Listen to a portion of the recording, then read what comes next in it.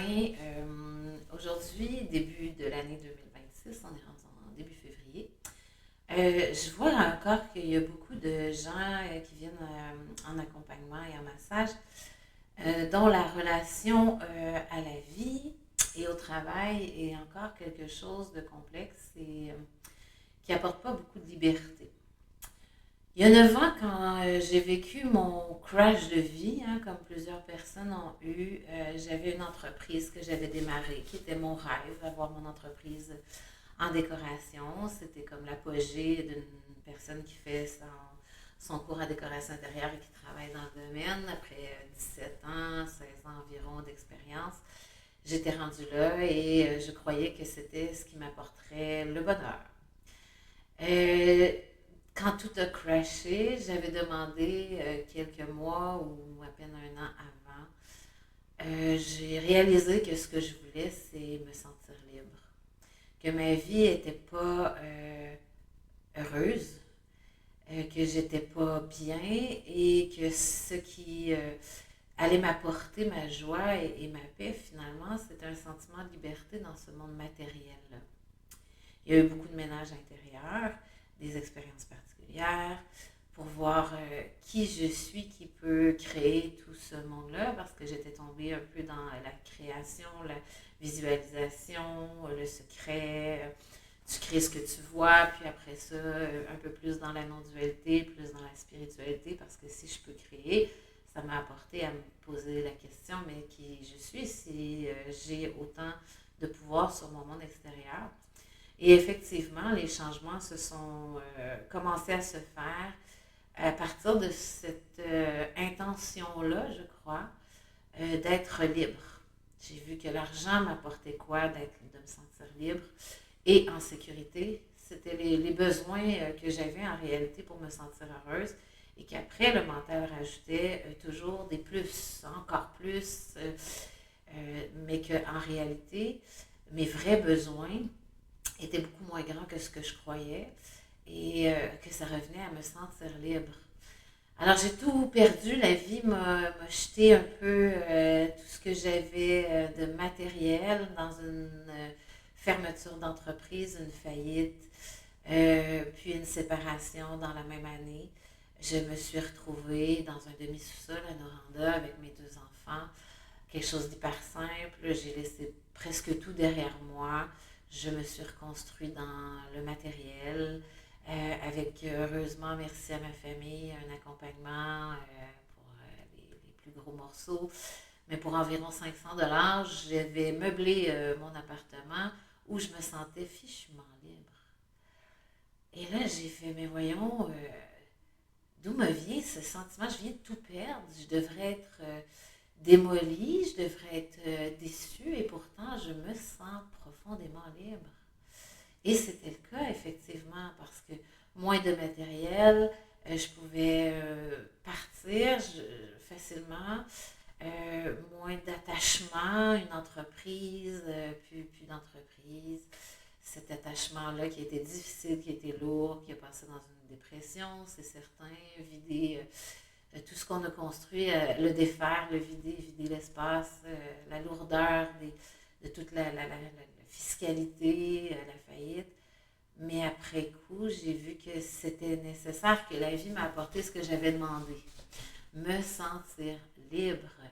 Et puis après, c'est descendu de plus en plus profond, que ma liberté, elle était dans toutes les sphères de ma vie. Donc là, j'ai été apporter ce regard-là sur mon rôle maternel, sur une des relations. Et depuis que ça continue de descendre et de faire son ménage tranquillement, pas vite, dès qu'il y a un inconfort. Et la remise en question du travail a fait partie de cette grosse tornade-là parce que, étrangement, le jour où j'étais appuyée sur mon bureau dans mon entreprise et que je me disais, OK, je ferme, maintenant je fais quoi? Je me voyais plus être salariée, j'avais goûté à être mon compte, mais en même temps, j'avais été tellement enfermée dans du 6 jours semaine, dans pas de liberté de temps, être obligée d'être là présente pour ouvrir le magasin et à la fin étant la seule à tenir le magasin. Et quelqu'un entre dans la boutique et m'offre un poste comme ça. La journée même où je me disais, mais où je vais maintenant? Qu'est-ce que je fais maintenant? Il m'offre ce poste-là. Alors, je vais rencontrer pour voir et OK, on l'essaie. C'était plate. C'était assez plate. Mais je pense que c'est ce que la vie savait que j'avais besoin pour me remettre de toute cette tempête-là, de ce tremblement de terre-là qui avait fait tomber vraiment beaucoup de choses. Alors, j'ai profité de ce moment d'accalmie pour continuer de travailler parce que quand ça va bien, des fois, on s'assoit là-dessus. Ah, tu sais, là, ça bardasse plus autant. Et bon, ben, tout va bien, pourquoi je continuerai de travailler? Mais pour moi, c'était je veux être bien quand le chaos va revenir. Je veux être bien dans le chaos. Je veux être capable d'accueillir les prochaines montagnes russes avec plus d'accueil, de zénitude, de compréhension, moins de réactivité. Alors j'ai continué à travailler, à prendre du temps pour moi chaque jour, chaque matin avant d'aller travailler. Je prenais 30 à 40 minutes pour aller me déposer autour du Kiwanis, pour aller observer les ressentis, les inconforts, les histoires qui se racontaient. Si je me sentais pris dans une boucle à quelques occasions, d'observer qu'est-ce qui est là, qu'est-ce qui veut être vu, qui veut sortir de là. Et à travers plein de compréhension du cœur, dépouillement, ouais, un dépouillement de l'ego, un dépouillement du mental, un dépouillement de l'image à moi, comme là que je viens à vous les cheveux comme ça, pas maquillée, là un certain détachement de mon image, même si j'aime encore me mettre coquette, d'observer tous ces jugements-là, hein, ah, tu te maquilles, c'est pour qui tu veux plaire, tu veux que ton image soit reconnue, tous ces jugements-là qui ont été vus, qui ont été accueillis, qui ont été après, juste rigoler de ça. Ben oui, j'aime encore ça, me déguiser, j'aime encore ça, m'attriquer, puis des fois non, et d'accueillir tout ça. Mais la remise en question du travail a été un peu plus bouleversante, hein, parce que ça fait quand même partie de une grosse partie de nos journées, de notre vie. Et après ces 3 années-là environ je me suis reposée dans ce travail-là, ben, la COVID est arrivée. Merci la COVID. Quel beau cadeau qu'elle m'a offert, que du temps de réflexion et du temps pour peut-être retourner faire une formation. Ça m'a pris environ 1 mois et demi à accueillir. Ça ne m'a pas pris 1 an et demi, 1 mois et demi. On m'a accordé 1 mois et demi de réflexion et à un moment donné, de fil en aiguille, je reçois un massage, je connecte avec la masso, ça devient une copine. Je me rends compte qu'on se ressemble beaucoup, que là, ce métier-là, tout d'un coup m'interpelle quand j'aurais jamais, jamais, jamais, jamais cru. Je me croyais être une vendeuse à la vie, à la mort, puis ça m'intéressait plus, mais je pensais pas que je pouvais faire autre chose, puis exceller aussi en autre chose. Il y a un regard sur mon intelligence, sur ma capacité d'apprentissage qui était vu, qui était jugé. Et là, de fil en aiguille, trouve une formation qui était plus que raisonnable, qui se faisait en distance en partie sur place, qui m'offrait toutes les cartes se sont placées, toutes les portes se sont ouvertes. Le montant qui devait être mis pour payer le cours a été reçu par un retour d'impôt. Alors, ça s'est fait. Je me trouve très chanceuse. En même temps, je crois que je me suis mis disponible. J'ai quand même observé, je n'étais pas sans action, sans rien faire. Il y avait une action, mais une action plutôt juste, qui n'était pas dans l'empressement, qui n'était pas dans la peur, qui était dans OK, on va tester, ça non, ça oui. Puis je m'étais dit, je veux que ça fasse wow ici. Là. Le prochain métier que je vais faire, là, je veux le choisir du cœur, ah, quand je sens là, qu'il y a de l'espace ici, qu'il y a de la joie, que ça fait comme ah ouais, j'ai hâte, je suis contente, ça va être trippant.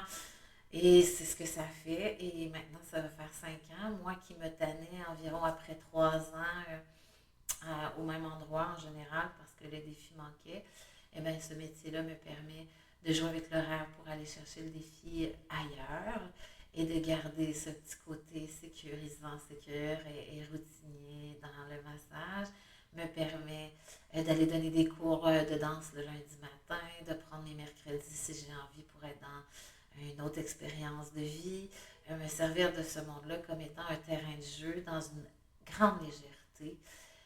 Et c'est ce que je souhaite tellement à tout le monde. Est-ce que le travail doit prendre tant de place? Est-ce qu'il doit être subi? Est-ce qu'il peut être vu autrement aussi, notre regard qu'on nous a envoyé de notre famille, de nos parents? On n'est pas ici pour rigoler, le travail, c'est normal, c'est pas super le fun, tu feras autre chose de tes temps libres pour nourrir ta joie. Est-ce que c'est obligé? Alors moi, je vous invite à faire un regard sur l'argent et le travail dans 2026 pour voir c'est quoi l'argent?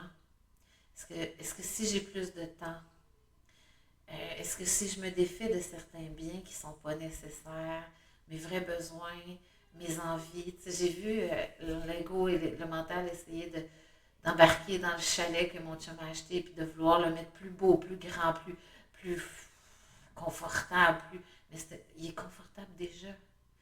Alors j'ai vu toutes ces pensées-là arriver et j'ai juste fait comme, mais non, il est parfait dans l'instant. S'il y a besoin d'être modifié quand on changera les besoins, si on va y habiter à temps plein, on verra. Mais de voir que l'ego et le mental, lui, veut toujours plus. Et d'apprendre à faire comme un enfant, est-ce qu'on lui donne tout ce qu'il demande? Ou est-ce qu'on observe, c'est quoi tes vrais besoins, mon amour, et c'est quoi tes envies et tes désirs, et de venir faire une distinction. Et maintenant, qu'est-ce que j'ai envie de faire de mes prochaines années, de ce projet de vie-là qui devrait être le plus beau projet de ma vie, sur lequel je devrais exploiter ou mettre au service mes forces et mes qualités que la vie a mis en moi quand je suis arrivée sur Terre. Elle avait un plan pour moi. Est-ce que c'était vraiment ce travail qui m'éteint ou peut-être que c'est à ce travail-là, mais de le vivre autrement et de les rayonner et de changer mon regard. Alors, il y a plein de beaux questionnements qui peuvent être faits que je vous souhaite parce que dans ces questionnements-là, oui, il peut y avoir des effondrements, mais ces effondrements-là sont pour le mieux. La vie conspire pour vous. Il faut juste qu'on apprenne à se sécuriser dans l'insécurisant, à dire oui au changement, oui que la zone de confort, des fois, est plus si confortable.